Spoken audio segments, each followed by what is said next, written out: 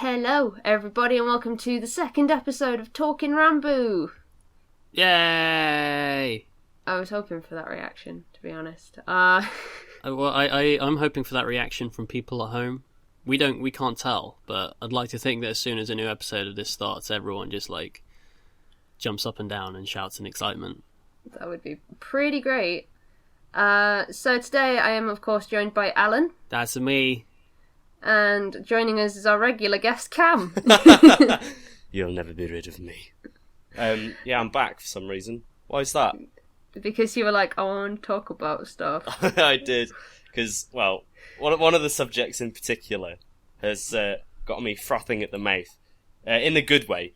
Suddenly everyone's like, oh my god, Touken Ranbu's like the best game that's ever been a thing. All of a sudden. Well, you've always been like exactly. That, but I think I thought about it when I was streaming, and I was like, I believe I've probably put more hours into this game than any other game I've ever put hours into.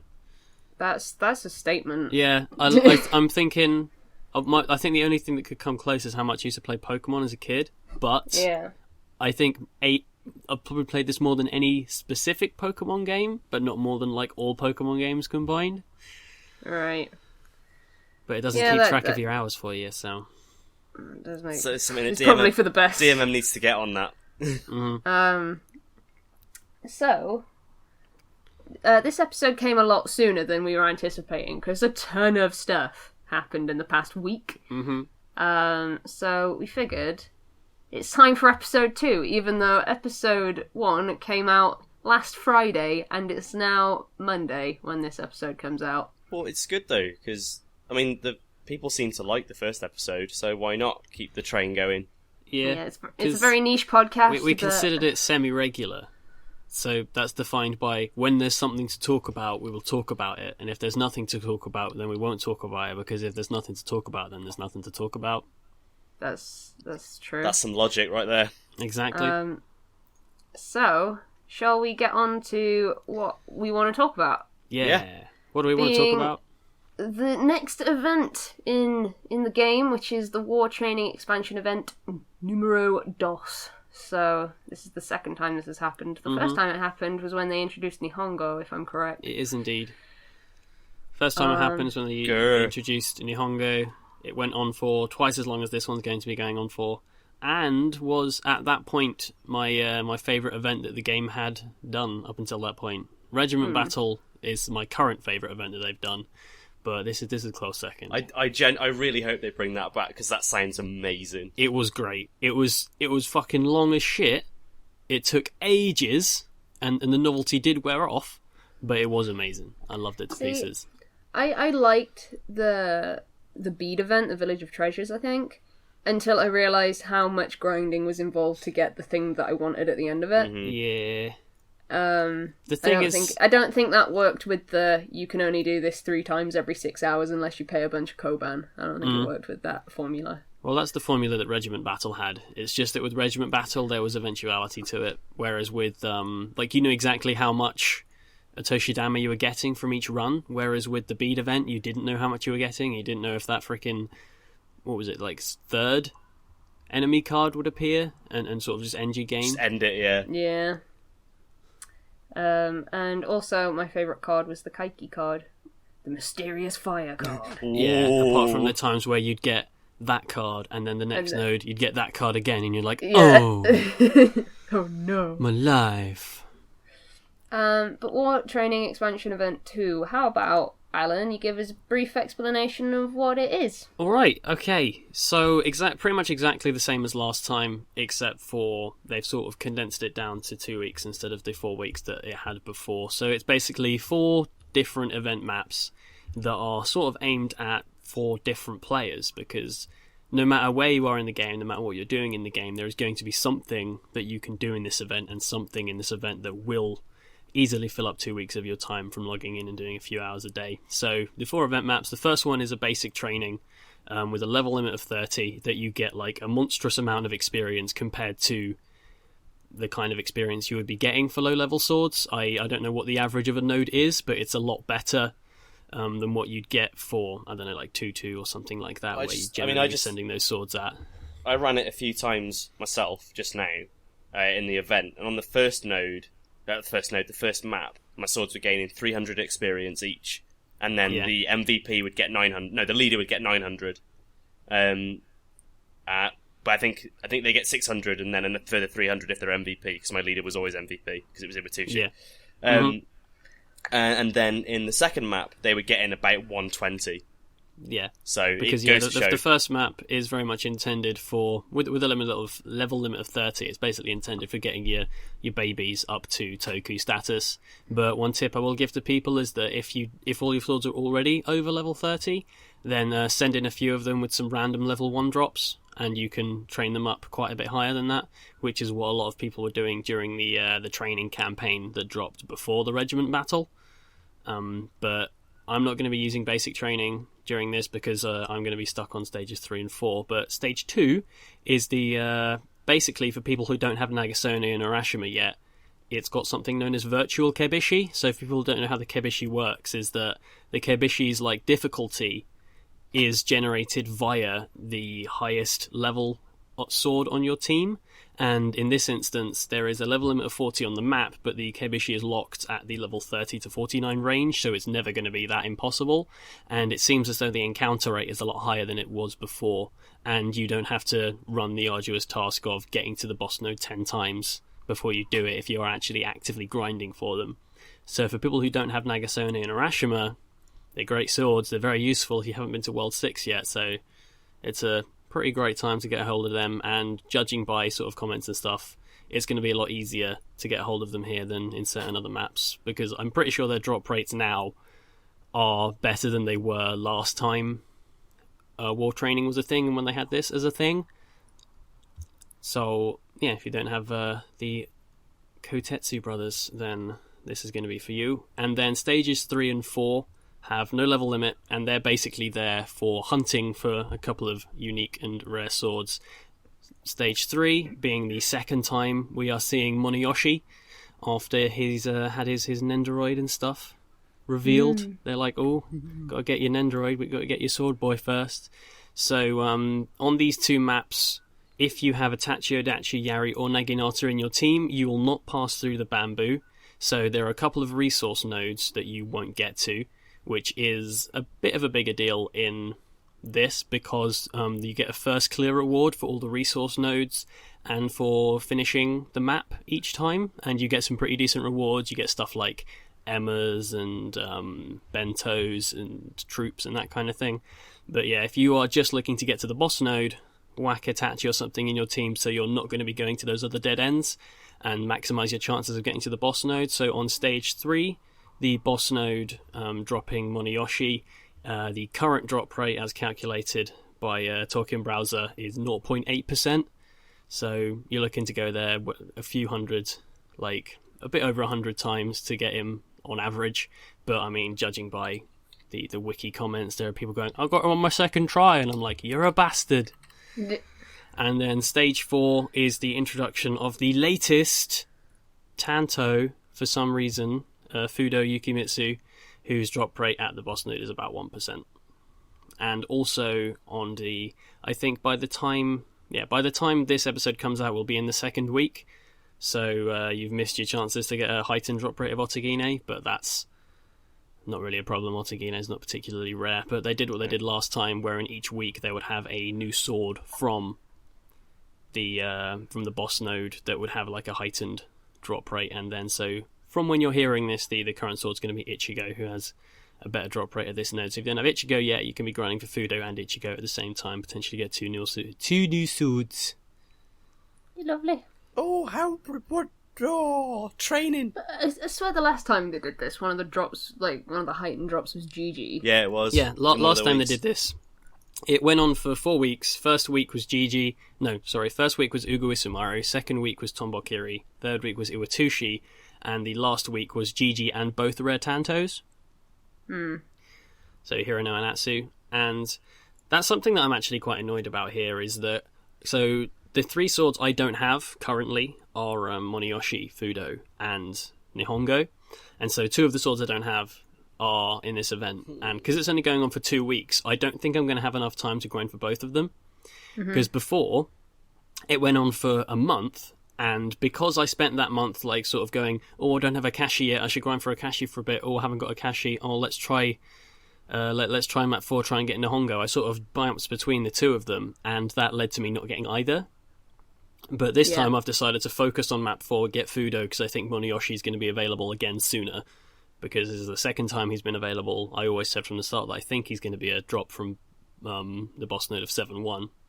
So I'm focusing on getting Fudou because he has a higher drop rate and hoping to pick up Moniyoshi later on. But in 2 weeks, I think that's like... I know that what they're doing is they're having it so it ends right before the app launches, but it would have been nicer if they'd started it a bit sooner.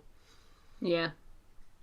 Yeah, of course, because the app's launching... the app's coming out in 11 days? Yeah, so the next episode will probably be us talking about what we think of the app. Yeah, probably. I think that quite nicely sums up War Training Expansion, to be honest. Yeah, well, maybe need to go over now, like what you two think of the event, because I mean, I'm doing it right. Of it in the past. I'm doing it right now. Go on, Abby.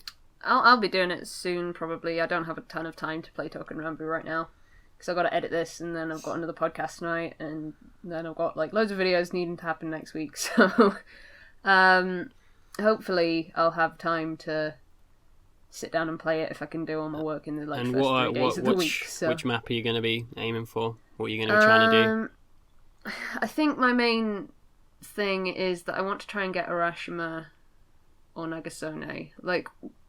Getting one of them would be cool. And I can grind... is it 1? Mm-hmm. Map 1? Map 1. And level up some Tantos, and then when I don't want to do that anymore, I can try and spawn the virtual Kibushi instead. That works. Oh yeah, another thing worth noting is that the map 2, if you have a Tanto in your party, then you'll go straight to the boss node and won't get any Kibushi encounters.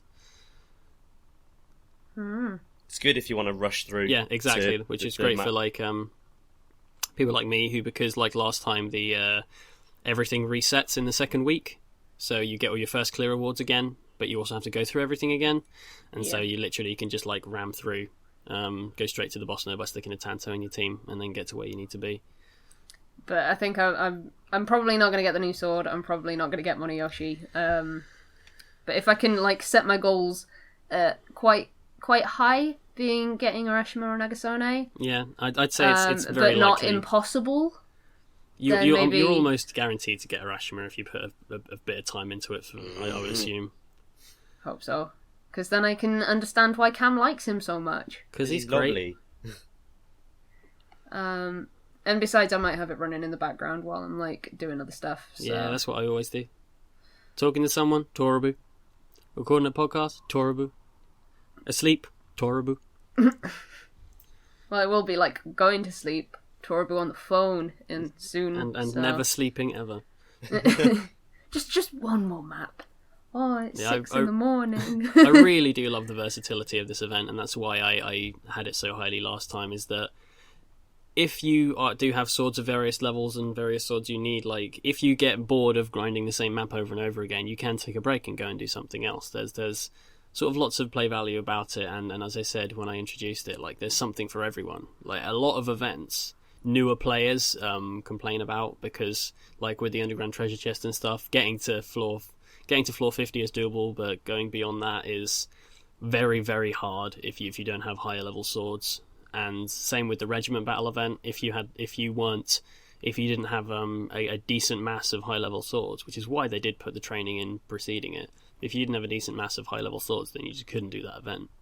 Mm-hmm. But this one, you can do a portion of it no matter what level you are. If you started playing yesterday or if you've been playing for a year. Coming up on my year anniversary, actually. Yeah, man. I think mine's in April. Yeah. Yours is a little before mine. I've just noticed a random thing, which makes me very happy. Just by having the app open and dicking around. Before, I don't know when this changed, but if your sword had a horse equipped to it, it would just be a little generic icon showing it has a horse. Now it's unique to each horse. Mm-hmm. Oh. Yeah, different colours and stuff. It's cool. Oh, there's a few other things that may have changed since you two were playing before then. You can now drop 999 of each resource to smith 10 troops at once. Really? Wow. Yeah, so that was added. There's basically Is that value or is that just laziness? Like, is it cost effective to do that? It's cost effective if you just want random selections of troops, but it's not cost effective if you are actively trying to get a specific type. Right. So if you're just like grinding somewhere, like let's say you're on 5-4 and you're using Wakizashis, and it's just like every 2 minutes, Namazuo's like, "Oops, lost me items again. Lol, I'm Namazuo." So you can just get a massive items for sort of a reduced rate.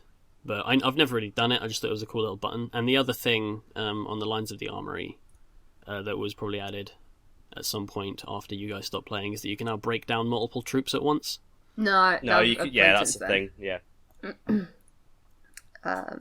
So I know because the last one thing that recently happened before I stopped playing most recently is they grouped all the troops together. Like when you were equipping them, so instead of having one line for each troop, it was you now have gold shield men times 4 or whatever. Mm-hmm.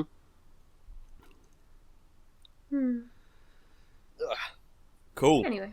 I'm probably going to, once I get to a point where I can, I'm probably going to farm the 3rd map, because I really want Monoyoshi.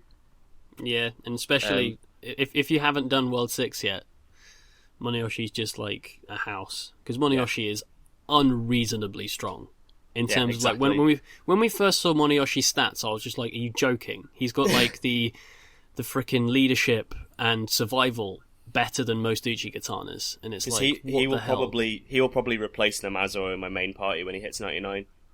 So I'll probably have Honibami, Monoyoshi, and Urashima as my 3 Wakizashis. Because I think he's lovely. When he's level 99, you don't want to waste experience on a sword that's not getting experience. Suppose. So, I mean, the only unfortunate thing I feel about Monoyoshi is that he sort of replaced Urashima as the Wakizashi that wasn't all just like speed. Yeah. Because he's the tank that Urashima was, because Urashima didn't have like collective stats better than Honibami and Nikari, but he had better, like, he was more resilient. Yeah. But Moniyoshi's just like, nah, mate, I've got like fucking 60 survival and like 11 billion leadership. Come at me, muskets. Brilliant. Yeah, so I can't wait to get Moniyoshi when I do, but I don't think it's going to be. I've got like a week, and I've been sort of I've been streaming a lot since the event started. I've streamed about 10 hours worth, all of map 4. Probably gotten about 50 boss drops in search for Fudou, and still nothing. But I'm going to carry on streaming as soon as we're done recording again, and I'm going to get Fudou before the end of it, even if I have to die. Well, don't do that, because then we can't do Talkin Ranbu. We need a new regular guest. That is pretty true. But speaking of new swords, we spoke briefly about this silhouette of a man in the last episode, but by the time I edited the video, he was no longer a silhouette. How little did we know? How uninformed we were at the time. Did we joke about him being one of the 5? I think we did. I'm not sure. I think we joke about them being one of the 5 every time we see a new one. Is it one of the 5? For those of you who don't know what we mean by that, we mean one of the 5 swords under heaven. Yeah. Sort of like absolutely priceless relics of Japan. So GG. Like at the moment, GG is the only one in the game at the moment until now. And we have this new one called Juzumaru Sunetsugu. Juzumaru. Oh my god, he's gorgeous! We're gonna have Gigi and Juzu. Gigi and Juzu. He's amazing, I love him. Oh. For this starters, design. Yeah, it does look unreal, and it's a sort of... It's got this kind of grandeur and elegance that makes it stand out and look entirely different to any other sword. He's got so much hair. He's got loads of hair. So he looks so impractical for like movement, but it looks as though he's going to win with like magic and shit. And from the moment I saw him, I was like, okay, you were obviously owned by like a priest or a monk or someone sort of very important and religious, and that is the case. And this thing's backstory is pretty damn interesting, and it very much reflects how much of a national treasure the real sword is, which is actually something that's on display once a year. And so there's that. That's why there's a lot more information about this thing known. But man, just a lot from of the the design swords, alone. like when we were doing like sword history and stuff, a lot of the swords have either been lost to time or they're just like sealed away by nondescript, very rich Japanese man. Yeah. I By own the this way, sword. sword history will be coming back soon. Yes. So But would you like an abridgment of what the history of this chappie is? go on, but don't spoil too much, because Yeah, we could do a special video Yeah. when Juzumaru comes out. Right. So namesake Juzumaru Tsunagetsu, smithed by Aoi Tsunagetsu, the only other Aoi Tsunagetsu, well, supposedly smithed by Aoi Tsunagetsu. There is a little bit of potential that he wasn't. But Aoi Tsunagetsu, the only other sword we know of from that particular smith, is Ebi and Cam's favourite, Nakari, Ugh. who they don't like, and I'm fond of just because he's like a wacky and strong. But yeah, he was initially owned by a priest called Nichiren, who like was this crazy Buddhist monk guy who did a lot of kind of work and against the government to sort of try and sort of change a lot of things, to be very brief about it. But because they weren't too fond of what he was doing, they end up sort of exiling him a few times, tried to assassinate him, and then eventually he sort of gave up and was sort of exiled to the mountains and went and spent the rest of his time at Mount Minobu. And at that point, Juzumaru was lost to the ages. Like, the sword was nowhere to be found until much later on, when he was rediscovered. And the act of trying to find an owner for Juzumaru when it was rediscovered was borderline impossible, because it was deemed like completely priceless. And it basically ended up in a temple after this, after a patron sort of managed to sort things out, and it has been in that temple ever since. And it comes out once every year. Yep, in November. Damn, we need to make a trip Yeah, you need to go see him. to Japan in November. Like And a shrine. you can see a lot of things. Like the blade itself has got like a far more heavy curvature to it than a lot of Yeah, I noticed that. a lot of things, and that is very reflective on the design. You can see that, and it's pretty much confirmed that this is going to be another Rarity 5 Tachi, I would say, because just reading up on it, it's hung like a Tachi. It's got its thing on the right side, because I think it's like Tachi, you sheath blade up or something like that, and that's the main difference between Tachis and Uchigatanas.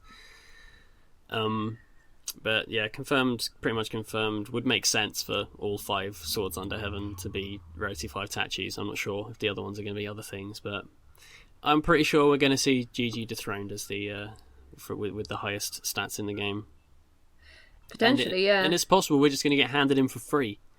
Yeah. Which would be really nice. Guys, you need to get on it. Really nice. So, what we said in the last episode about signing up to Line and following this Touken Ranbu Pocket account, please do that. Like, And you can also pre-register via email now.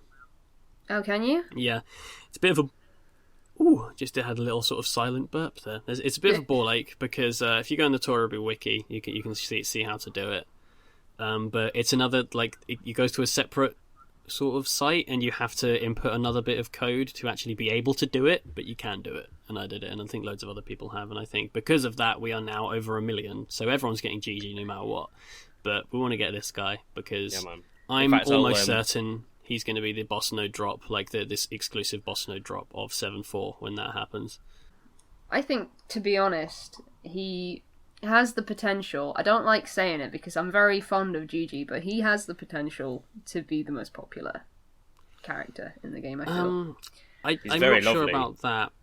I think the design is too out there for some people. Like, this isn't really a kind of poster boy for the game, I don't think. It's just that got this almost kind of Shaft-like... I like to compare it to the work of Moro Nagano, in a sense, where it's just like over the top, like in extreme elegance, extreme grandeur, but really sort of over the top and strangely impractical, like with the hair that just makes no sense at all, and these beads just surrounding him everywhere. Like, I can't see this guy in battle. Like I can't imagine what the attacking pose of this dude is going to be, or unless it's going to be like that picture I saw of him just like flailing his beads around like a whip, or like on Miyoji style hand signals and talismans. It's going to be interesting to see what he's like in game, which hopefully we'll find out very, very soon if we get to that 1.5 mil. I can't wait to see. We've got his, like, 10 more days. Everything is 10 more days, I think, as of release of this episode. I think it's 11 for us. But So great. I need him. Mm-hmm. I think he has the potential to be my favourite sword. With me, because I was never particularly bothered about Gigi, so I've never experienced the 5-4 grind to try and get him on the boss node. Man, if you were there when I had him Smith, it was like the best moment of my life. That Fujiyama though. Yeah, I used the Fujiyama. Alan was there when it happened because I was like, Alan, I've got a 4-hour Smith. Alan. But yeah, I was never really drawn into that because I wasn't that bothered by Gigi. However, with this guy, I could feel that all over again. So if I can get him for free without having to grind 7-4 or whatever the hell, I'm all up for that.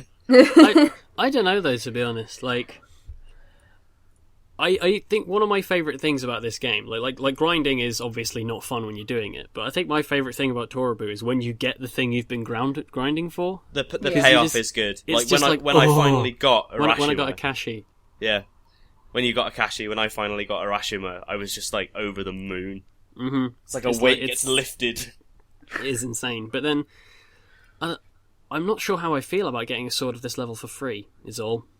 Like, when they showed freaking Kogi and Gigi and X, the X had to be unreasonably good for it to be better than the two of the rarest swords in the game alongside it. But I'm obviously not going to say no to getting it for free, and I can keep up the grind for Nihongo, whose drop rate is apparently 1.5, and I was like, and I've been there over 100 times already, but hey-ho. Yeah, well, that's how probability works, isn't it? So yeah. But, yeah. I think we can move on. No, let's stay. I'm clinging on to him. It's all right. Right, we'll talk about him again. We'll make him like proper sword of the day when he actually comes out. Since there's so much like history that's readily available about him already. I'm very much interested in just maybe the three of us getting together and doing a sword history. A solo on sword him. history or something. Yeah, could do. Yeah, just because on him. I gave like a really abridged version that cut out a lot of stuff and made some stuff seem different to how it was, but it's really interesting. We all really like him as well, so it makes sense. Yeah. Mm-hmm. The problem is with the sword history videos, just on this tangent, is that a lot of swords, they're really hard to find information about. Yeah. That's interesting and relevant. And it's not even that, it's that a lot of them, some of the history, like you'll get two different sources that will say two entirely different things because it's not completely ground in stone what actually happened, so there's a lot of speculation involved. Yeah. One of the surprises for me when I was researching some sword history was Souza. I think Souza has a really, really interesting history, and it's a shame that he's not that good. The weakest Uchigatana. No. Like, bottom 5 in the game for swords that are useful. But as we said last time, he's got one of every stat, so when you feed into the swords, so he is useful in his own special way. Mm-hmm. Poor baby, poor Souza baby. Anyway, shall we move on? Aye. Away from Juzu. I'll put him in the corner of the screen so you can always see him. So we're talking about Fudou now. Shall I get like a green screen of me making like a cuddling motion? You can put that in there as well. Yeah, we can talk about Fudou actually because Fudou. Yeah, I haven't bothered actually looking up any sort of backstory about him because I didn't really care that much. I'm not your hugest fan of his design. When they first showed it, I was like, he looks like a Wakizashi, awesome, and he's not. He's another. I think I Tanto. thought the same thing because you were like, oh, he's a Tanto, and I'm like, but I thought he was a Wakizashi. Yeah, he's too big to be a Tanto. He looks a bit too tall to be a Tanto. And we've already got so many bloody Tantos in the game that I was hoping we'd get some more Wakizashis in there because we have like not that many comparatively. I do like to that like he's Tachis and Tantos. I do like that he's standing there holding milk though. He wants to get bigger into a wakizashi. That's what he wants. Just make him a wakizashi, please, DMM. Maybe he'll get upgraded at a later date, like how all those tachis got downgraded to Ichigatanas. That'd be hilarious.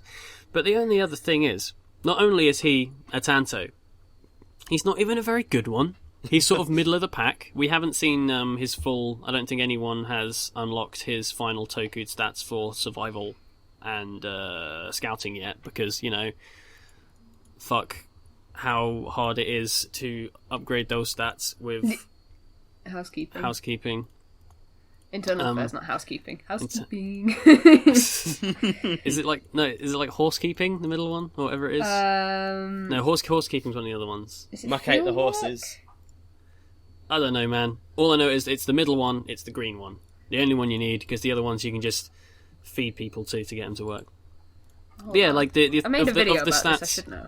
Of the stats we know, his impact is the second best among Tantos, which is kind of nifty, but all of our other stats are sort of middle of the way.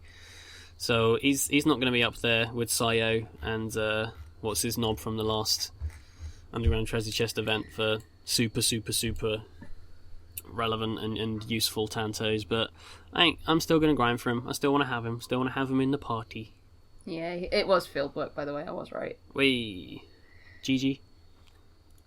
GG? Where? GG. MLGG. Yeah. I don't know if there's much more to say about Fudou. No. Yeah, I don't think we're any of us are really that Chances bothered. are, his history is that because he's a Tanto, he killed his master. Yeah, probably. And that's maybe all of the Tantos and perhaps ever. because he's holding milk, his master was a cow. Maybe. Or maybe he was like a farmer that had cows. I don't know. Or maybe he just wants to be a wakizashi. They want to grow up big and strong to be a wakizashi. But he is wearing shorts, and shorts are comfortable and easy to wear. Oh dear. Right, Alan. Yeah? I know you've been leading this charge so far. But Sorry, I think I'm going to lead the charge most of the time. Until I'm guaranteed I'm going to get you both back hype about this. Well, I'm already hype. I'm playing it right now, so... Yeah, man. Going to get Ebby hype about it. It's like Ebby and I both say, though, as soon as the app comes out... Yeah, I'll play it like when I wake up in the morning for a bit. I'll play it when I'm, It will get... a cup of tea or whatever. I'll be playing it at work. So. And the thing is, when I'm in Manchester with you guys, or when I'm away from home, I've got no way of playing it. So I'm like, oh man, I'm really in the mood to play it because at the very least you're talking about it. Yeah, but... exactly. The thing that makes the app so good is for people like me who can't sit at their home computers for half the day, 5 days a week. If you've got expeditions going, you can just keep refreshing those expeditions. I can hide my phone under the desk for 5 seconds to refresh my expeditions. You know? So that alone is going to give you a massive advantage when you get back into the game, and you've got all these resources that you wouldn't have gotten. Yeah. And also, I miss having a second monitor, because when I had 2 monitors, I used to play Touken Ranbu a lot more, because I'd have Touken Ranbu open on my second monitor while I was doing other stuff on my first one. Yeah. So I'd just be like, oh, I want to take a break That's from what I scripting, do. so I'll just do a thing on this other monitor, and can't do that anymore, because all my second monitors break ever, so... It's the curse. It's the curse of the second monitor. In fact, my first monitor is my TV from university, so... Oh, nice. Oh, man. Hang on, so's mine. Saving money, man. You got this thing when you were at uni, and now it's useful still.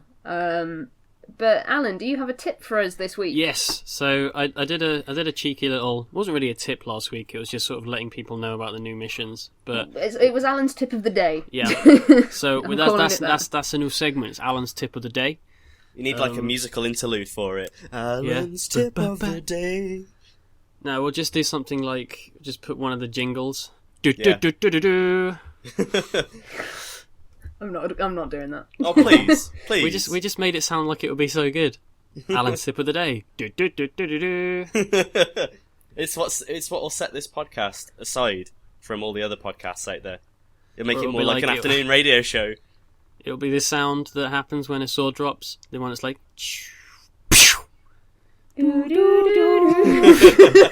Alan's tip of the day.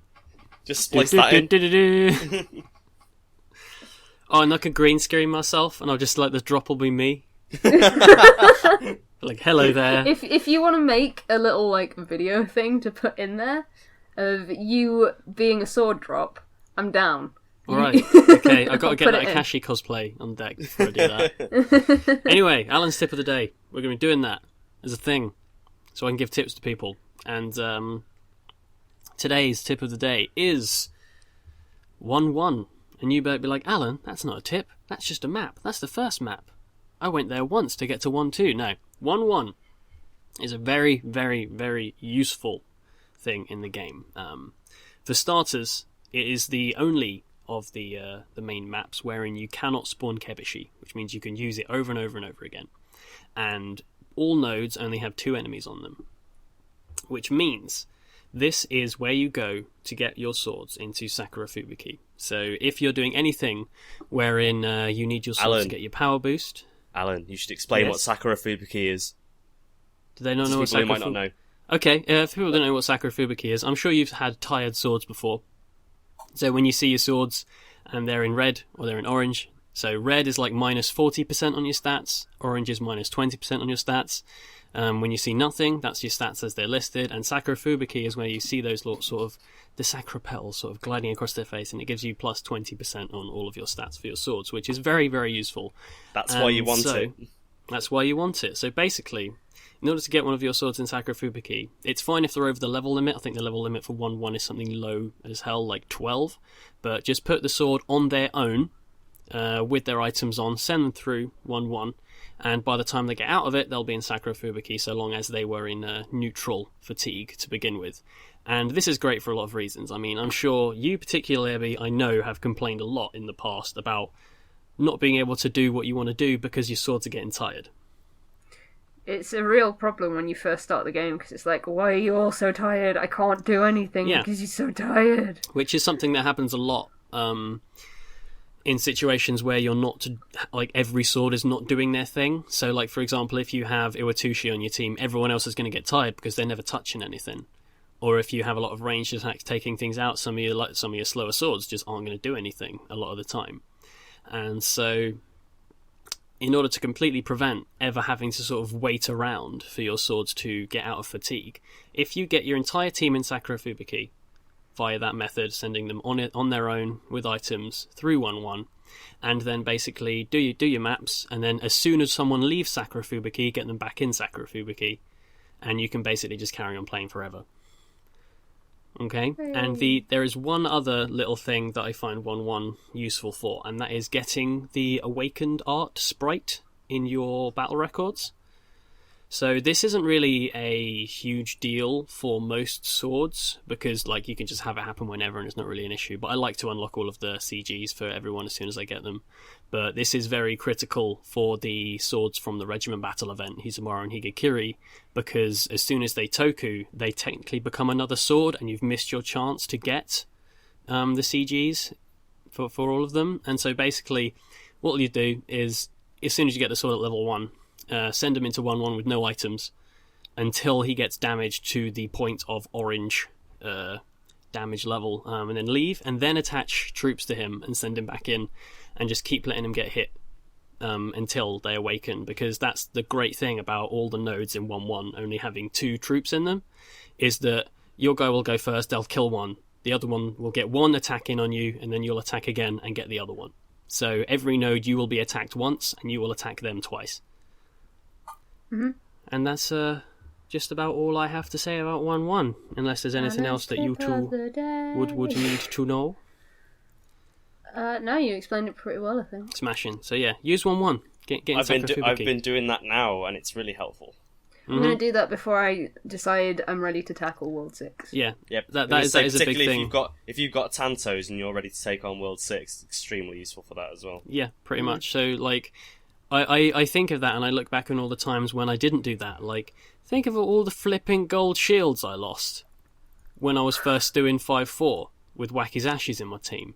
If everyone was in Sakura Fubuki, I would have been fine. One thing I will say as well, if you're anything like me, and you hang around with your entire party in orange damage levels, It's good for countering that. Yeah. Because you don't want to lose your precious shields. Yeah. So if you're at yellow damage level and you're in Sakura Fubuki, the two cancel each other out. So you're just at normal stats. And I will give you guys a preview in that next week's Alan's tip of the day. Next time's Alan's tip of the day. Tip of the everything. Tip of the cast. It's going to be how to get GG. Ooh. Because there is a way that this does seem to work very well. If you want to learn how to get a GG, like, favourite, comment, subscribe. Instagram, Twitter, Facebook. Alan's tip of the day. Do.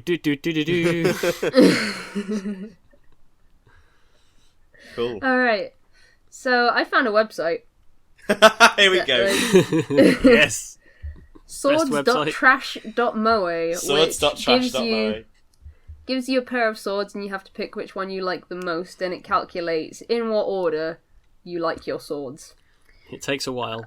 It takes a good 10 minutes to do. If you want to do it for every... I've noticed that you can narrow it down, so you can rank your Wakizashis, you can rank your Tantos. You don't have to do every sword, but of course, if you're a true fan, you'll do every sword. Mm-hmm. Right, and we did every sword. You'll do every sword. Well, it wasn't every sword, because it's slightly old, so... oh yeah, there are some missing, aren't there? Juzumaru, obviously Fudou, and what's his face, Tanto, who was in the last Underground Treasure Chest event, whose name I keep forgetting. Goto? I think his name was Goto. They're not in it, because it's probably a bit older than that, but everyone else is. Everyone up to Moniyoshi is in it. Mm. Yes. So we are going to give you our top 10 swords as calculated by swords.trash.moe. Hope you're excited. So, Cam, how about you go first? Okay. So, mine aren't really surprised. I'm going to go from 10 up to 1. Yeah, go from 10 to 1. Okay, so number 10. Should we take it in turns and we each do 10s and then... Oh yeah, let's do that. So, my number 10 is Atsu Toshiro, because he's my favourite Tanto. Well, he's not my favourite Tanto, he's my second favourite Tanto. But I really like, in terms of history and like design and stuff, he is one of my favourites. Because as far as Tantos go, he's a little bit different. Because, as we mentioned earlier, most Tantos are designed for killing yourself, like they're prayer items. Atsu isn't. Atsu is genuinely designed for killing other people, particularly people wearing armour. Because he's like, yeah, what a lad. He's got this weird like straight shaped blade. So the idea is so you can get in the sides of the armor. Yeah, it's so you can, because obviously samurai armor is like the folded scales. It's designed so you can get under them very easily. So yeah, he's cool, and he's just like, he's got short hair. He's a lad, isn't he? Yeah.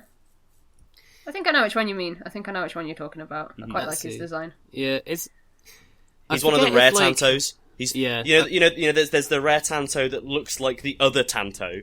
Yeah, and then there's like Atsu. Yeah, and then there's Atsu. Is it Atsu that either has like an incredibly high pitched voice and it feels like he shouldn't?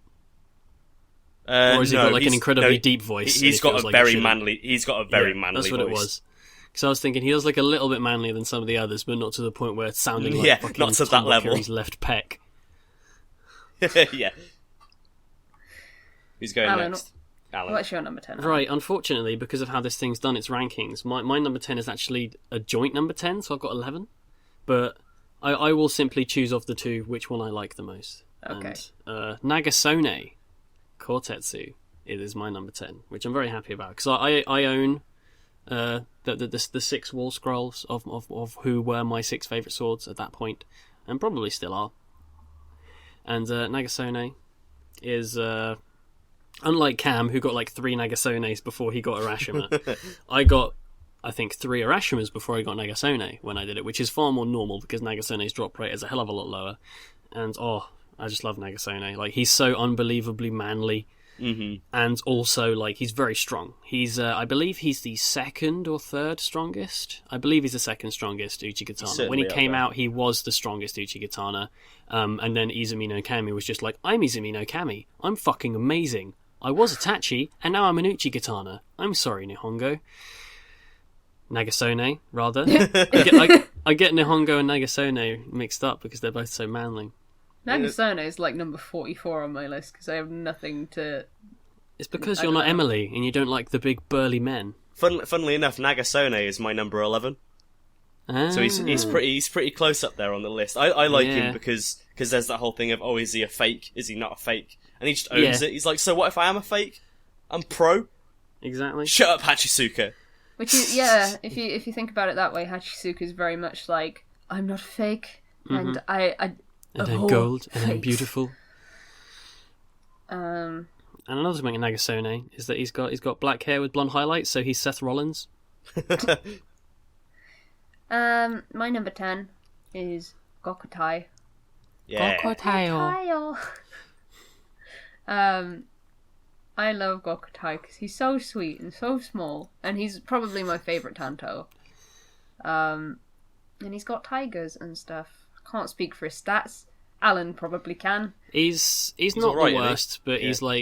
he's sort of middle of the pack. He isn't in the sort of the top selection, as in like the rares, Goto, Sayo, and Imano Tsurugi and Aizen, who are like sort of stuck at the top with fairly similar stats. But he's not the worst either. He's sweet and cute, and he's got that figure coming out I can't wait for, and Cam really likes him too, so we understand each other. He may be appearing higher up my list. I won't say where. Oh. Maybe it will be in your number 9, but who knows? Number 9. And number Cam. 9, number 9 is Iwatushi Ah, because he's great. I love him because he's unique in that I is. just want to say, if Iwatushi isn't in your top 10 as well, I'm going to be really sad. well, you'll see. You'll have to wait and see, won't you? Okay. Done. But yeah, I like Iwatushi partly because he's unique. He's the only Naginata in the game to this point, which makes him special in my heart. And he's just really useful. And Kind of surprised we haven't had another Naginata yet, to be Yeah, honest. But Because it would be stupid. If you had two Naginatas, then the game would stop having any sort of difficulty. Because if you had two really high level Naginatas, what if they they'd both made hit. it so you could only have one Naginata on your team at a time, though? I think that'd be a bit weird. But they could. I mean, I think now it wouldn't be as stupid because even two Naginatas hitting is not going to take down a Rarity 5 Yari. Yeah. But as it is, I mean, Iwatushi with the right formation can solo 5-4. So I think it would be a bit too good if you had two of them. And think of how exhausted the other four would be. I just think it would be a good option for people who... I'm not one of them, but I think it would be a good option for people who aren't too keen on Iwatushi to maybe have... What? Who doesn't like Iwatushi, though? I'm just saying, there are probably people out there who don't like him and therefore don't have a Naginata Well, to use. Ebby. And to be fair, his fucking MVP speech grates on me something awful. It's because he always gets it, because he's amazing. Let's put it like this, Ebby. There are people that love Iwatushi, and then there are people that are wrong. oh, he is But- great though. I love how tall he is. And Like, we'll say more about him later. Yeah. Maybe. Maybe twice. So Alan, Okay, so my number 9 is actually my number 7 because my number 7 is like sort of ranked together.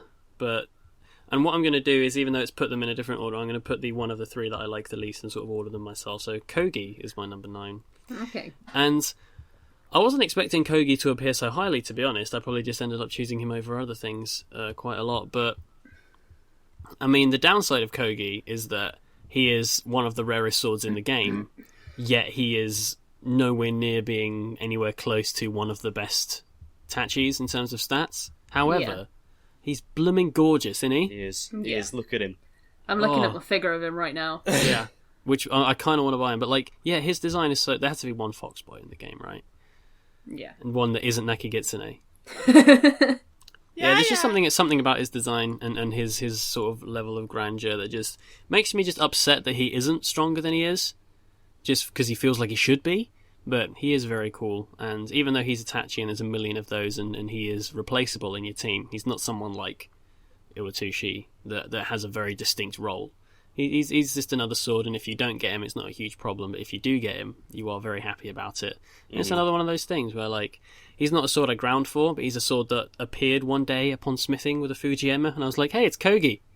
And I was like, really happy about it. 'Cause I saw that 4-hour Smith, and I Yeah, wasn't man. like... I saw the 4-hour Smith, and I wasn't like AB, where I was like, oh god, please, no Kogi, please let it be GG, please let it be GG. It was Kogi, and I was happy about it.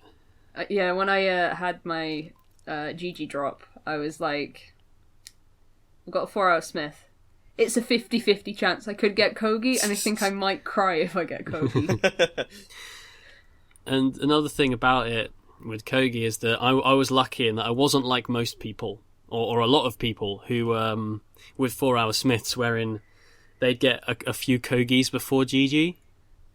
And like I can imagine that'd be well annoying because of how rare it is to get a 4-hour Smith at all. Yeah. So I got my 1 Kogi and then I got my 1 GG and I'm all set. That's what happened to me. It's just the other way around. Should I go with my number 9? Yeah, boy. It's Surumaru.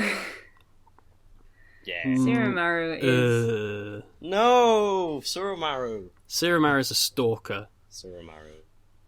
I don't know why Surumaru came up so highly, because I'm looking at the other swords that didn't make it into my top 10, and I'm like, it's a little bit odd. I once that... smithed Surumaru 3 times in a row.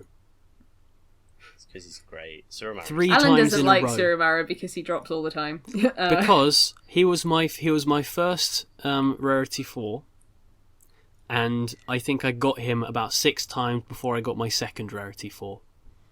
He wasn't my first rarity 4, but my actual first one is way higher on this list because I'm very attached to him. You are indeed.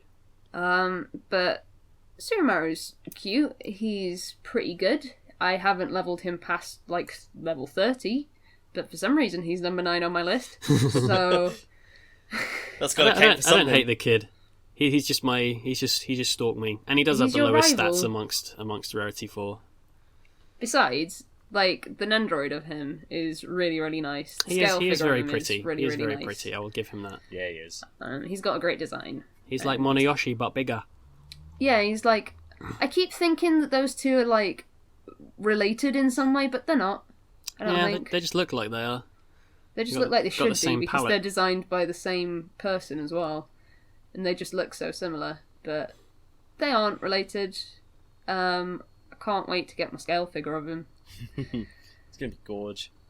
I'll be sending Cam pictures Yeah. immediately upon opening. You'll be seeing him again. Let's just say that. Cam, what's your number 8? Jirotachi.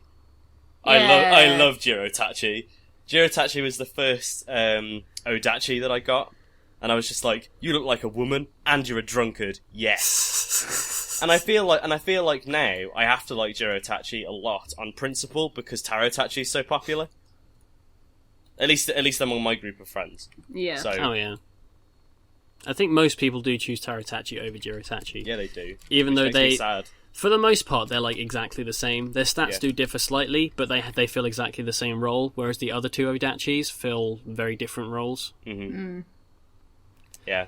So that's that. I mean, the only thing, like the major complaint that I see with Jirotachi is one that I can agree with in that his art style looks completely different to everyone else.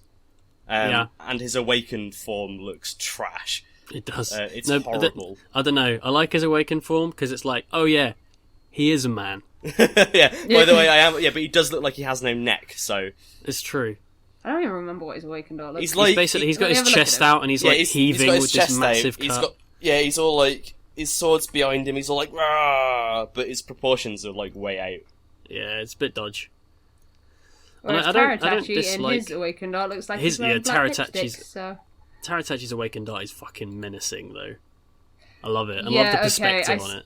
I see think we what get you to mean see it. about Jirotachi's art Let's have a for look. his awakened. Tarotachi. I want to have a look at this awakened art because I've never Yeah, seen you it do. before. You've never seen it? Oh my god, it's so good. I don't think so. Anyway, maybe It's- I have, and I've just not thought about it. It's so good. It's time for my number 8 because we can Yeah, go on transition quite well from it. My number 8 is Tarotachi.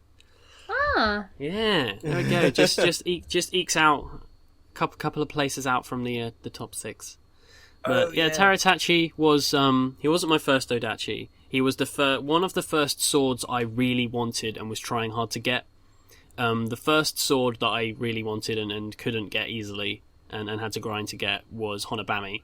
Yeah. And then the second was Taratachi, because I really wanted an Odachi for doing stuff with. And I was like, which one do I want out of Jiratachi and Taratachi? And luckily for me, Taratachi is considerably less rare than Jiratachi. Like, I think I've gotten Taratachi a good 20 to 30 times at this point.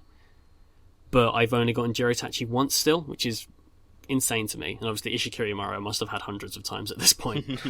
But yeah, Taratachi is legit. I mean, you can't say anything bad about any of the Odachis. They're all great swords, and they're all fantastic at what they do.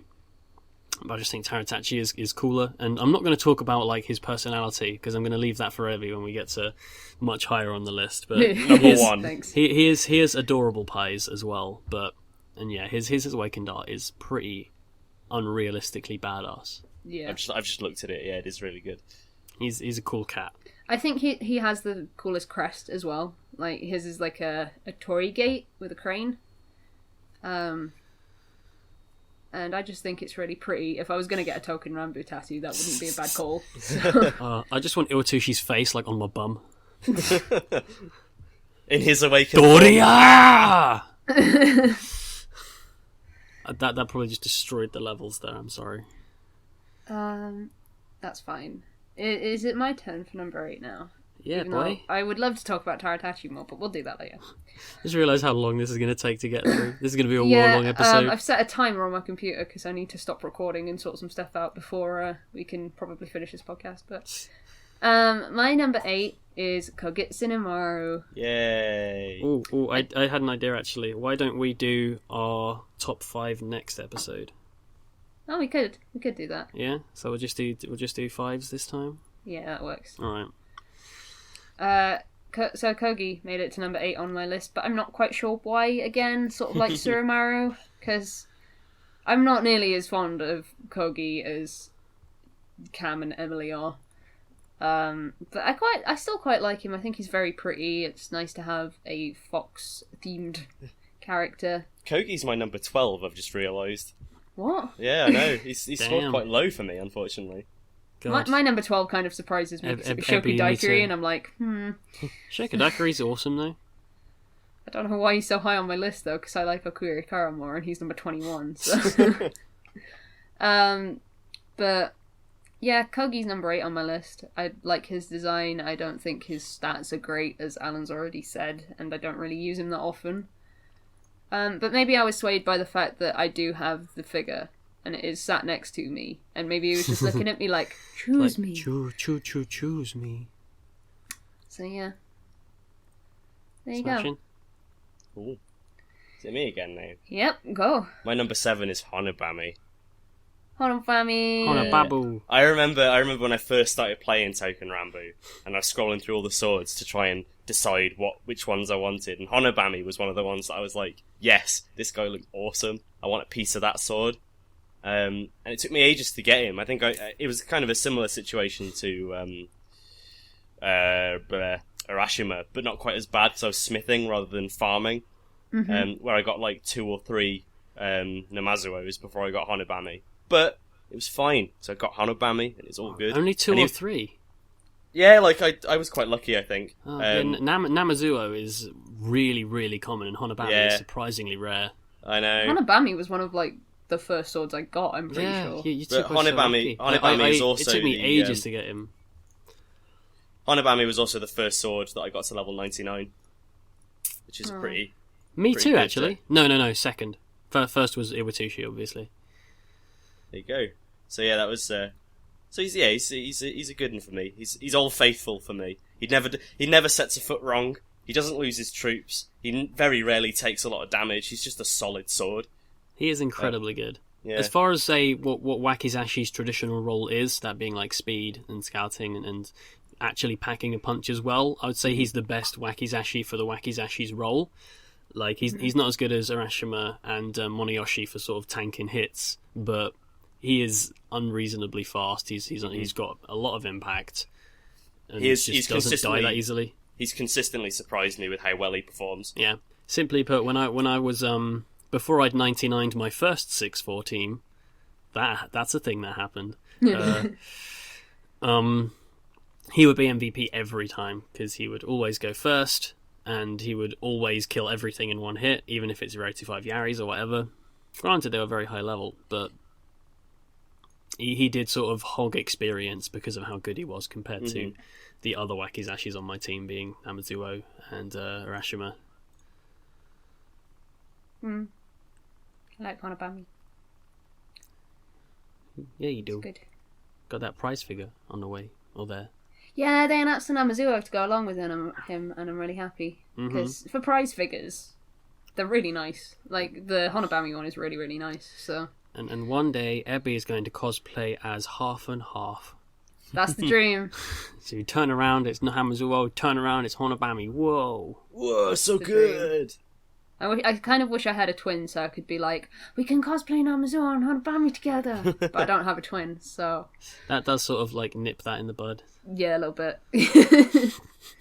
They have, talking about the two of them together, they have interesting lore as well. Like, their history is really good. Maybe we'll do a video on it one day. Yeah, maybe we should. I want to. Because that's all me and Cam. That's all me and Cam. Mm-hmm. So... Alan. My number 7 Yes. is Urashima. Yeah. Yeah. Oh, he's in terms of, like, if we're going exclusive by design first and foremost, I love him. He's so scrappy. He's so, like, the color of blue they use, and just the artist that they have for Nagazone and Urashima's great. Like, I love his hair. I love how happy he is. Like, if there was someone, I'm not sure how old Urashima would be, but I want to go clubbing with him. Can you imagine how good of a dancer he is? I reckon he'd be the kind of person who would just sort of, like, start breakdancing. Do you think if they ever make an anime, he'll just always be in the background dancing then? Yeah, I'd like that. But he's he's so lovely and happy and a joy to play with. And yes, he before Moneyoshi dropped, he did have a very interesting role. Like, in terms of overall flatlined average stats, he is not as good as Honobami and Nikari, but he's he knows how to tank hits. He's got really good survival and leadership, and all of his other stats are still pretty solid. So again, in terms of World 6, he's a powerhouse because he's never going to lose his items leading up to the boss, and then he's going to do his damage. He's getting a little bit of his stats, so he can hang with the Tantos. He can do everything. As far as 6-4 swords are concerned, he's one of the best for that map. And he's awesome. But I do get him all the fucking time. Because when you're grinding for things on maps where you're going to be going to the boss node a lot, you will encounter the Kebishi a lot, and you will get Urashima a lot. I think in my time I've probably had somewhere like 15 to 20 Urashimas now, and I think I haven't even had one. I think I've had 3 Nagasone total over my lifespan, but loads of Urashimas.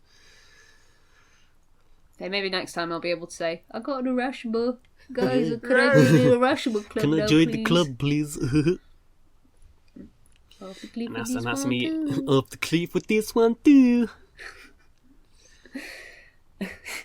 Okay. Where you go, Webby? What number are we at? 6? Yeah, that's 6. Alright, I don't have a 6. I have a 7 and 2 5s. Oh, you got joint 5s. Okay. Yeah. Yeah. I haven't done my 7 yet, so... Oh wait, yeah, you haven't. So 6 will go next. My number 7 is Namazuo. Yeah. Namajuo. So we just talked about Honobami, and Namazuo is like Honobami pretty much. I got both Honobami and Namazuo really early on in my playthrough of Touken Ranbu, and they've always been in my team. Like it's kind of fortunate because I never went out of my way to be like, oh man, I gotta grind out these Wakizashis to get them ready for World 6, because they were the only ones that were pretty much ready to go in. And I just really love Namazuo being the complete opposite to Honobami. Like, if you poke Honobami in the Citadel, he'll be like, don't touch me. And if you poke Namazuo, he'll be like, oh man, you can touch me all you want, I don't really mind. It's really weird. If I remember correctly, his dialogue is, can I poke you back? Yeah, that's it. That is strange though, because like, if you poke Namazuo, his items would break. Don't be mean to my Namazuo, bae. Like, Sorry, I like it's quite a lot better of than the Horikawa. I've got in my top 10. I've got 4 Toshiro swords because we've got Gokutai, I've got Namzio, that is like half the swords in the game. Apparently, I'm really fond of the like bigger ones, like the not baby ones, because there's like a billion Toshiro Tantos. So. Yeah. Apart from Gokutai, Number 1 and 2, Maeda and Hirano, yeah. Yep. You know me. Yeah, I don't know much to say about Namazio apart from I like the fact that he's the opposite of Honobami. Just please, for the love of God, people listening, don't take him to 5'4". 5'4". Yeah, he'll lose everything. I took him with me. All the shields, all the archers. Yeah, so did I. He lost all of it. All of it. Anyway. Cam, what's your number 6? Because this will be our last one for this one, and then we will say 5-1 for next time. My number 6 is Nihongo. Because he is the manliest man in town. And... Another drunkard. Another drunkard. He has goggles, so he's a Digimon protagonist. He's just great. Like, when I first saw him, like, after he got announced and stuff, I was just like, what? This guy is amazing. And he's a special Yari, so he's going to be the fastest Mama Jamma around, just wrecking everyone. I think he's got a very special place in PvP. Oh yeah, he is. He's easily top 5, like, strongest in terms of use. Just everything, because he is just unreasonably powerful. I think in terms of like raw stats across the board, I believe he is second strongest sword in the game. And then you give him 3 spearmen, 3 golden spearmen. Jesus Christ! Yeah, though generally you're going to want to give him maximum impact. So you want 3 heavy infantries. But yeah, with a 398 total stats at Toku Max, that's pretty ridiculous. Yeah, he's crazy, and I love his design. It does strike me as a little bit anachronistic because of the goggles and stuff. However, that's why I like him, because he stands out, and he's very kind of he's overall very dark in terms of his palette. And then there's just the fact that he's got stubble. He's, like I say, he's the manliest man in the bunch. You got the guys with the big bulging abs and everything, but then there's this dude who's just, he'd probably come over a weekend and do your lecky for you if you had a problem with your light bulbs. Yeah, man, he's a janitor. He's just great. I'd go drinking with him. He's like the guy that ran the food stall in Makuro no Danshi. The other thing that I like about him as well is when he got introduced, they introduced a recollection between him, Ogatine, and Tombokiri called the 3 Spears. Yeah. And the conversation literally goes something along the lines of, "So, we have all gathered the spears. Yes. What shall we do?" And then Nihongo just goes, "Let's get pissed." Amazing. And I think he is a contender for Best Awakened Art. Oh, with the spear pointing downwards. Yeah. And he's all like, "Way!" His standard standing around is like, he's got a big fluffy donger on the end of it, so it's all protected. Oh, I love all of his art. I love everything about him. So good. I can't wait to get him. Me too. It's been a struggle. How about you then, Alan? Oh, well, he had to be in the top 10. How could the current strongest sword in the game by stats not be in the top 10? It's GG. Yay! Hey. GG being the reason, potentially GG is the reason I started playing the game, because it's the reason you started playing the game, and I started playing the game because you started playing the game. And so thank you very much for that, by the way. We're all copycats here. We all copy each other. Yeah, pretty much. Oh, and he is a bit lovely as well, and he's very sort of revered and grand and nice and very chill. He likes his tea. He's an old man. But yeah, he is just retardedly strong, no matter what. I mean, he's a Tachi, so his scouting's gobshite, but all Tachis have gobshite scouting. I swear, like 5 times out of 6, scouting's gonna fail if he's my team leader. It's like, I thought you were good. Let me down, man. But unfortunately, mine is only at like level 45 or something at the moment, so I haven't gotten him like in the proper thick of it yet, because I'm Because I had a team that I was originally training up that's got a load of my rare gold swords in it. That I was like, okay, I should probably get something ready for World 7. And now that team is sort of, I'm using them in the current event, so there might be 99 by the time I get there. But GG's going to be a World 7 sword when that comes along, unless World 7 ends up being another bloody daytime and nighttime map. Or maybe it'll be both, which would be cool. As if it's like 7-1 is on the day, 7-2 is in the night. That would be cool. It's Yeah. just if it's all in the nighttime again, where I'm like, oh, Gotta level up why some are there special Santos, I guess. conditions? God. The only problem is, at that point, all of my Wacky Zashi's will be 99. Because Horikawa and Hikari aren't far off. And then the other 3 were 99 a while ago. Yeah, GG. I will save my talk for him, because I'm sure we will be discussing him again next time. But that's me done for this one. I got to pick between mine. I had to pick between mine too. Because I've got 2 number 5s, so I don't have a number 6. So, I am going to pick... it's hard because I do like them for both for completely different reasons, but I'm going to pick Hotarumaru. Because I haven't spent as much time with Hotarumaru. Oh, than I it's have with the other one. Hotarumaru not in your top 5. No. Mate. But it means a sword that you really, really, really like is in my top 5. That's true. I don't know who that is, but Well, I think I know who it is. Hotarumaru is like the baby Odachi. I think Odachi is my favourite kind of sword. just because Beidachi. they're usually like big beefy guys that are just totally not usually my type. But I really like all of the Odachis. I like Jiratachi. I like Ishikirimaru. Yeah. Ishikirimaru. Sword Jesus. Yep, Sword Jesus. And Hotarumaru is my second favourite Odachi. And I think I like him just because he's not, from the way he looks, you would not expect him to be such a powerhouse and such a beefcake. No, you don't. But he is a powerhouse and a beefcake. And he's adorable. And he is adorable, apart from when he's in his battle art where it looks like his head has just been, like, cut. Oh, you mean his awakened art? Yeah. Like, sized up a bit. Yeah, his awakened art is bollocks. Door. Cha-chan! I'm sure Hotarumaru is another sword that we will come back to next time, though. Oh, so. yeah. Because he's fucking wrong. Yeah, he has no right to be that powerful. But he is. He's so good. And he's good. Right. And that's done for the first half of the list. So make sure you two have saved yours. I've got mine on Twitter. Yes, I will do. Oh no, there's a problem. I've got mine on Twitter, so people will be able to see it. Spoilers. Don't go to my Twitter. We'll save the other 5 swords for next episode, so you have a reason to tune in. Please don't leave us.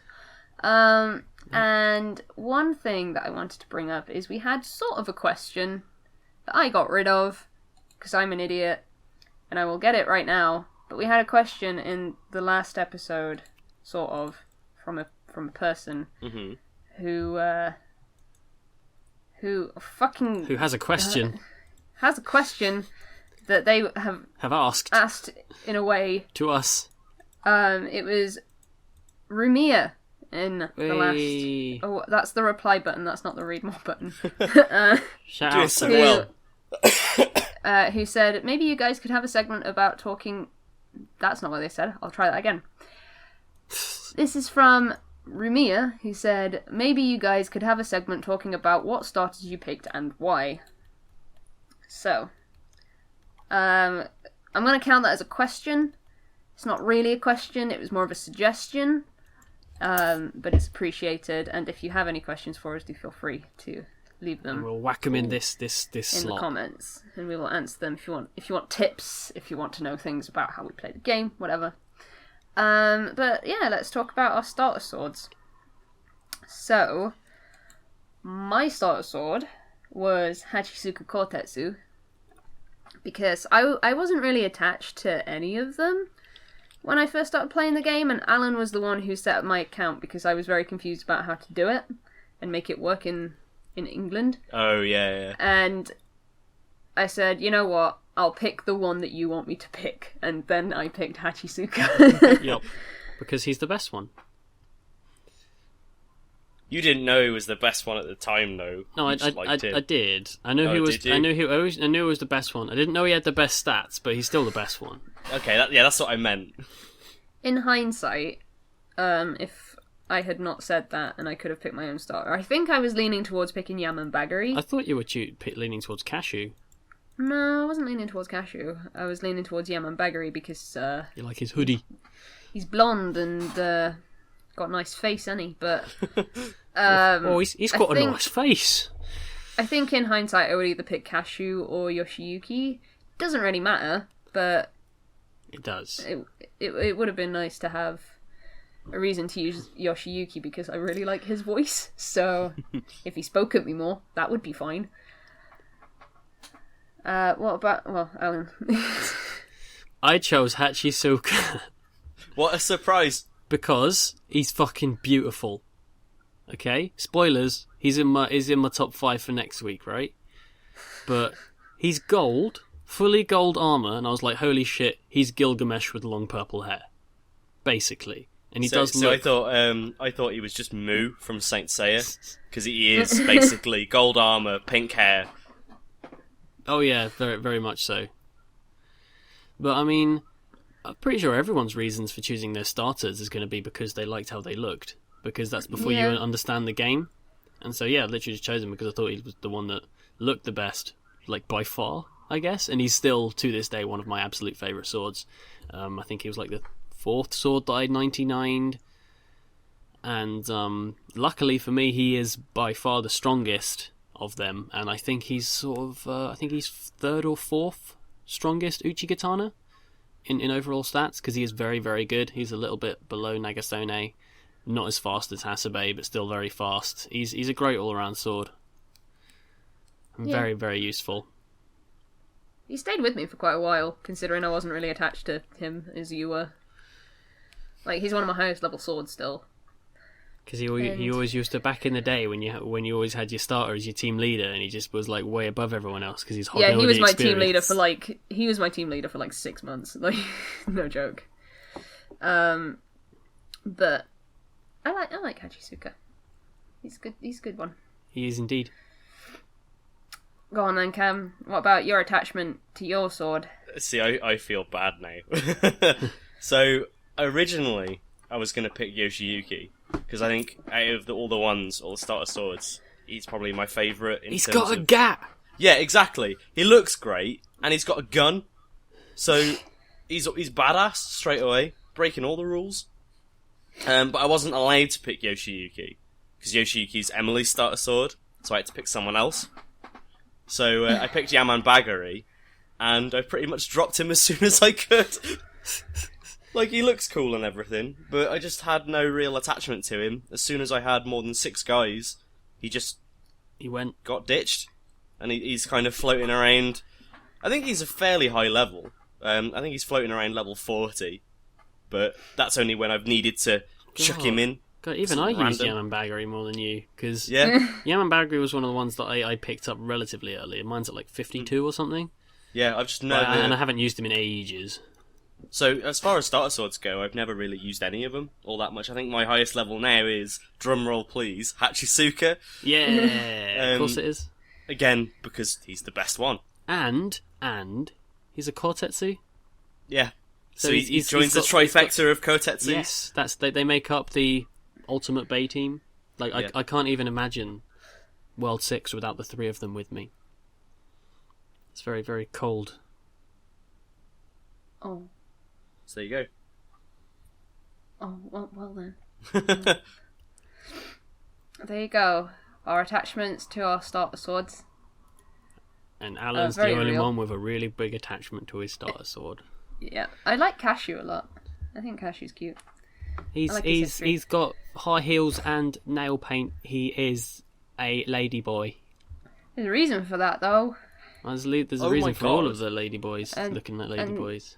Then you can, if you're interested, you can check out the sword history video that we did on the starter swords. Yeah, we did that. We did that one. Yeah, we did. This is random, but I've just had Izumi no Kami awaken in my game, His awakened art is amazing. It's so good. Yeah, it is unreasonably good, isn't it? He looks gorgeous. That's Izumi no Kami, because he's busted. Yeah, man. And speaking of Cashew, we're gonna end on the sword of the day. Which is not Cashew. Sword of the day. It's not Cashew, but it is someone who is very closely related to Cashew in terms of... Megarun! Megarun is not our sword of the day. Oh. It's someone who's very closely related to Cashew in terms of lore, and that is Yamato no Kami Yasusada. Yay! Who Alan does not really want to talk about because he doesn't think he's great. Well, so we chose them at random, as not to be biased. We do choose them at random, as in I go on the wiki page and hit the random page button until a sword comes up instead of an event. So and last time we did Kassen just because we wanted to get him out of the way. Yeah. And we did get some comments from people who were sad that we don't like Kassen, but Aww. I'm sorry, Becca, and people that like Kassen. It's alright though. Becca's favourite's Teratachi now, so she's she's got taste. She's gone up in the world. That's a pretty mighty leap. She's got taste. But, so do you want to go through the stats about Yamato no Kami? Cause, he's bollocks. He's not as bollocks as Kassen, and he's absolutely not as bollocks as Soza. But he is the third weakest Uchigatana in the game. Sort of just below Dotanuki and Mitsuno Kami. Yoshiyuki. But I mean, there's not really anything about him that is, I guess, special in his stats. He's just all around fairly average. Because I mean, you see some low level swords, like for example, Hakata is the fastest Tanto. He's also the weakest Tanto stats overall, but he is the fastest. But Yamato no Kami just doesn't really have a role that's particularly special, whereas various other Uchigatanas do. Like, you got some middle-of-the-road ones, like Yamabagiri and Nakigitsune, who aren't amazing, but are also pretty solid, have got, like, really decent impact for Uchigatanas before the Rarity 3 stepped in. Yeah, very little to say about him. He's a very dull sword in terms of in-game use. He drops everywhere as well. He fucking does. Ollie like, really likes him I wonder because what the he drop's thinks he's gonna pretty. be. Oh, Yamato no Kami. Oh, he is very pretty. Like, his design. He's cute. I like him for that reason. He's very sort of simple as if well. He was right, if he was a starter sword, I probably would have picked him. Yeah, I probably would have picked him as well. Just because he's very nicely designed. If I'm honest, I think he should have been. I think he should have been a starter sword instead of Hachisuka. Yeah, and I guess that would have made more sense because he wouldn't have had any like sort of advantage in the game. Well, it's just because Hachisuka is really, really good. Third best around Uchigatanas, quite a way above the next best, and only just worse than Nagasone. Like, I would have honestly thought maybe Hachisuka would have been, I guess, sort of the Honobami of Uchigatanas. As in, he's not like a super sought after rare boss drop, but he is still like relatively hard to attain. But no, you get Hachisuka everywhere. So people who have not played the game much and are just starting, if you didn't pick Hachisuka, use him when he drops. Yes, he's very good. He is very good. I'm going to go through a little bit of history about Yamato no Kami. Cool. Because he has a very interesting sort of history. He was owned by Okita Soji, who was one of the founders of the Shinsengumi, which is why he's wearing the Shinsengumi jacket. And I think he's the only character in the game that's related to the Shinsengumi in such a big way. Because no one else wears a jacket from the Shinsengumi. So him and Cashew are quite closely related because they were both owned by Okita Soji. And that's why you see them together in a lot of fan art. But I think people misunderstand the differences in their characters because I feel like Cashew doesn't really care about Okita Soji because he was abandoned by him, whereas that never happened to Yamato no Kami. So he's very loyal to his master, as it were. I'll just can I just butt in here with one thing? Sorry, he isn't the only sword that wears a Shinsengumi coat, because Izumi no Kami wears one as well. Oh, does he? He has it draped over his shoulders. Uh, I just thought I thought you'd prefer me telling you than some dickhead in the comments going, "You are wrong." Ugh. I never realised. Sorry, but it's difficult to notice. You can only see it on like his other artworks. If you look at his main artwork on its own, it's really hard to tell. You can't see the crisscross pattern on anything other than his attacking artwork, I believe, because you can't even see it on his awakened, and he doesn't wear it. Much so he doesn't wear it in the Kami. same. He doesn't like. I guess pride it as much as Yamato no Kami does. Yeah. So apparently in the game he references his master quite a lot, being Okita Soji, who died when he was 25 of apparently maybe tuberculosis. God, Probably tuberculosis. That was I just realised I toku this year. I've already toku'd. I did not get a toku celebration party.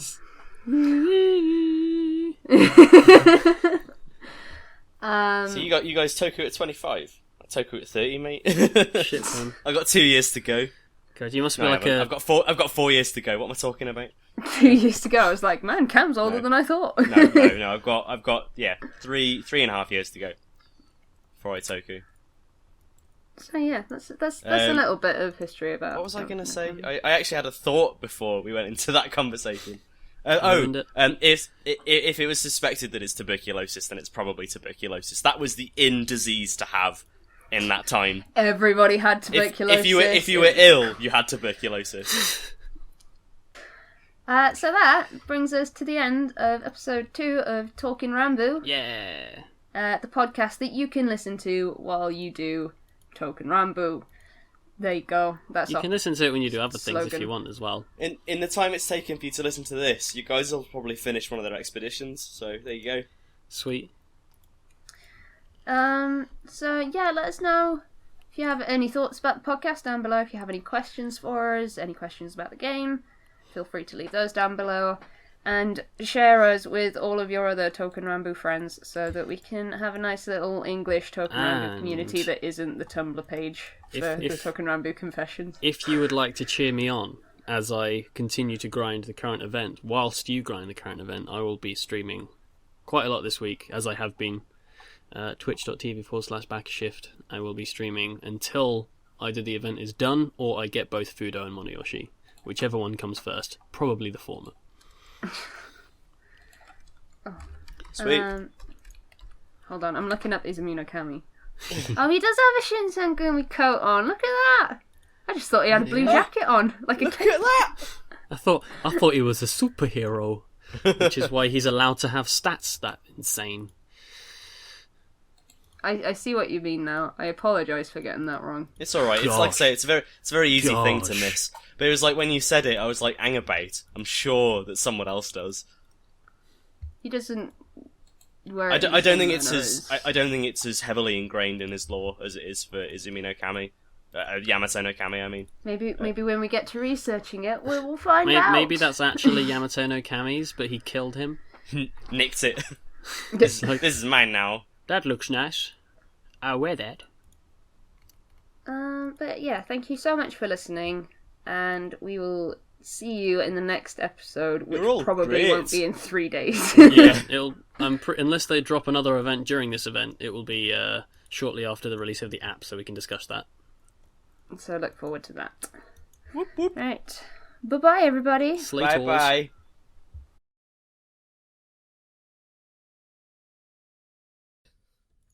Yeah.